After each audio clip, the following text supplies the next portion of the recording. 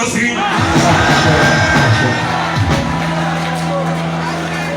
Jehovah Jireh gbogbo àwọn ọ̀tá lẹ́yìn Yorùbá Olúwa gbé wọn sí. Gbogbo àwọn ọ̀tá lẹ́yìn Yorùbá tó bá lọ Bọ́lá sílẹ̀ gbọ́kú. Gbogbo àwọn ọ̀tá lẹ́yìn Yorùbá tó bá sùn wọn ní jímọ̀. Gbogbo àwọn tẹ́lẹ̀ Yorùbá má jẹ́ kí lẹ́yìn Yorùbá gbà wọ́n. Ọlọ́run jẹ́ kí alálẹ̀ Yorùbá kó máa gbé wọn mì ní kọ̀ọ̀kan wáyé. Gbogbo àwọn kó máa pa wọ́n ní wákàtí àti ọ̀wáyé. Wọ́n máa jẹ́ èèyàn mọ́. Wọ́n máa gbèrí mọ́. Ọmọdé wọn kó máa ní àlùbáríkà.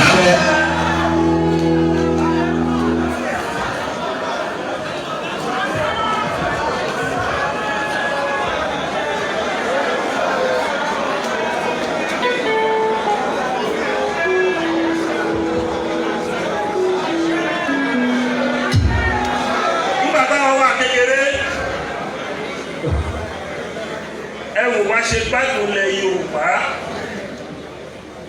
wọ́n tó sọ lẹ Yorùbá di ìdàkudà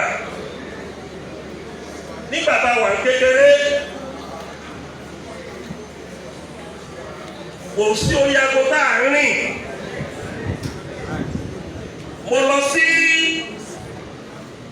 municipal primary school ní Surulere nígbà tí Jákàndé sọ school di àárọ̀ ọ̀sán alẹ́. Slot èmi alẹ́ ló bọ́ sí. At the age of 8-9 years 10 years a máa ń fi ẹsẹ̀ rìn láti Randu níbi Ọ̀bẹ̀lẹ̀ máa fi ẹsẹ̀ rìn dé Coast Street ilé bàbá mi ní òru kò sí pọ́nmọ́pọ́nmọ́ tó máa gbé wa.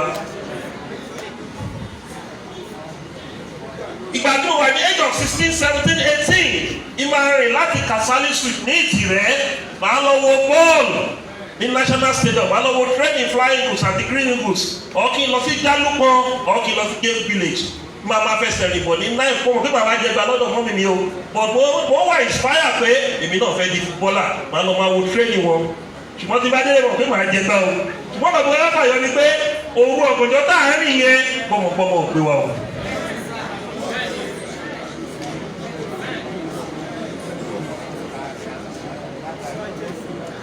Ẹ wá wo àwọn ọmọ wa tó wá di area boys.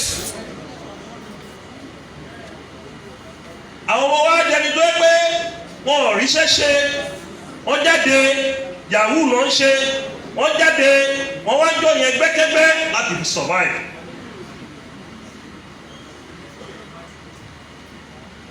Ní 80s tó bá yẹ ní British Embassy wọ́n máa fún ẹ ní visa 1 year or 2 years.